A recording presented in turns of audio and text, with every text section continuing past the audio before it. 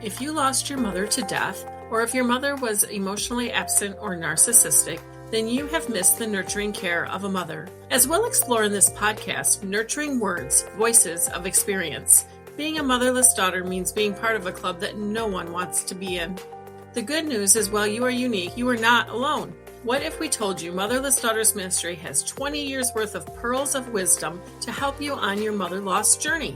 It's true, and we are sharing all of these pearls with you through this very podcast, Nurturing Words, Voices of Experience, sponsored lovingly by Motherless Daughters Ministry. Hi, welcome to episode number 17. This is your host, Gladys Bell, and today we have the last of the episodes on Ages and Stages of Loss by our founder and executive director, Mary Ellen Collins. Mother loss for the woman in her 60s. Let's listen in. What we're going to talk about today is the 60s, losing a mother and losing a child. When a 60s woman loses her mother, we see this as a normal transition. After all, your mother's in her 80s. Isn't it normal for someone to die in their 80s? Yeah, but it's not that simple. The 60s woman, you may have been a caretaker for your mother. You may be making all of life's daily decisions for her. You may be feeding her. You may be dressing her. You may be bathing her and caring for her. It's almost like what you did when you began raising children. In fact, you were caring for your mother in the same way you would do in child rearing. The mother may not be rational. She may be suffering from dementia. The mother may have become almost childlike in her communications and her needs.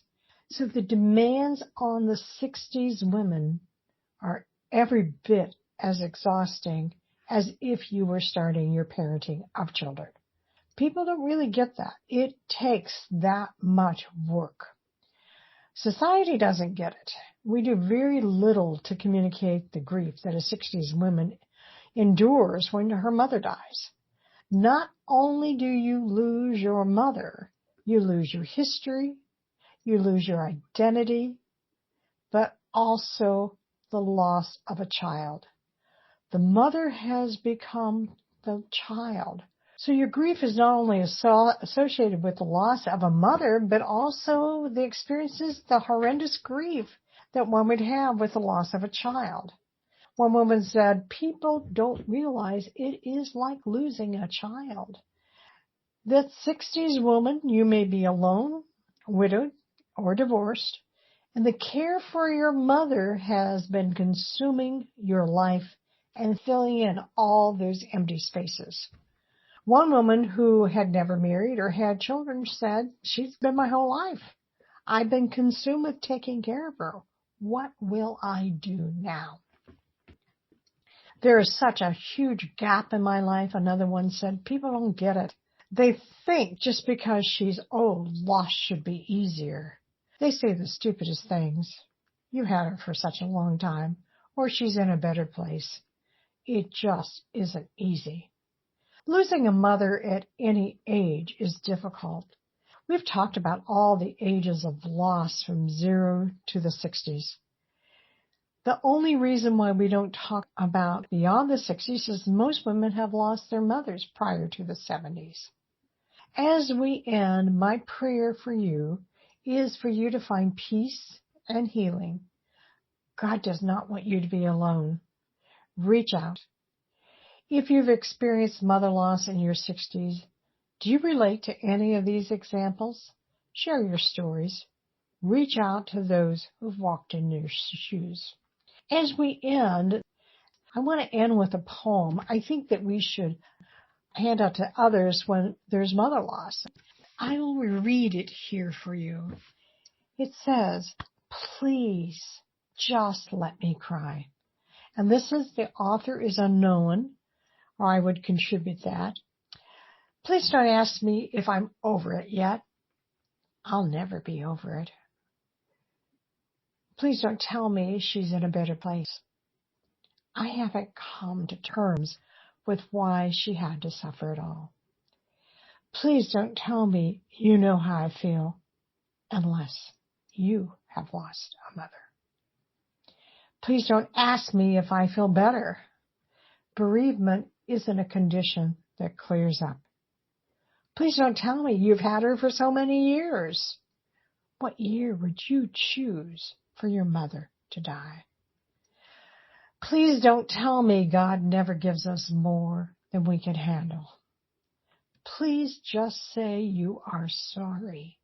Please just let me talk about my mother. Please mention my mother's name. Please just let me cry. Wow. Have a wonderful week. Goodbye. We're going to take a short break, and when we come back, we're going to go oyster diving for some of the pearls from today's episode. Motherless Daughters Ministry is alive because of you. It's a nonprofit organization which relies on time donated by individuals to keep the ministry thriving. It's the people behind this ministry who allow us to serve motherless daughters across the globe. And we mean literally across the globe. And since there is healing in serving, not only are we asking you to come serve with us to help keep the ministry moving full steam ahead, we are asking you to come heal with us. Since many volunteer opportunities are virtual, you can be, quite literally, anywhere in the world, and we have both short-term and long-term commitments. For a list of open volunteer opportunities, visit our website at motherlessdaughtersministry.com and click the Giving tab on the menu bar. Then select Volunteer from the drop-down. If you're not seeing anything you'd be interested in doing, but you do want to serve motherless daughters around the globe, then fill out the volunteer form on this page and we will contact you. When a 60s woman loses her mother, it is often seen as a normal transition. But there are so many other variables. With today's technology and medical advances, lifespans have expanded considerably for many people. Just because a daughter is older doesn't mean the loss of a mother is any easier. It's a misconception that the 60s woman should expect to lose her mother. At this stage, it is very possible that you've been caring for your children and your mother, handling finances, scheduling and transporting to appointments, providing meals and assisting with personal care. Being a caregiver for your mother may have been added to your own family responsibilities. You may have had to watch your mother's health decline, which adds another layer of grief, and caused you to experience the loss of your mother over the years. Caring for her may have consumed your life. Now what will you do? At this stage of life, there is a possibility that you're experiencing other losses, such as being alone, widowed, divorced, losing your youth, or having an empty nest. Maybe you have lost a father or other family members, or even a portion of your health or physical ability, and now contemplate your own mortality. Grief doesn't come alone. It brings friends along. Remember, the grieving daughter is experiencing a myriad of emotions.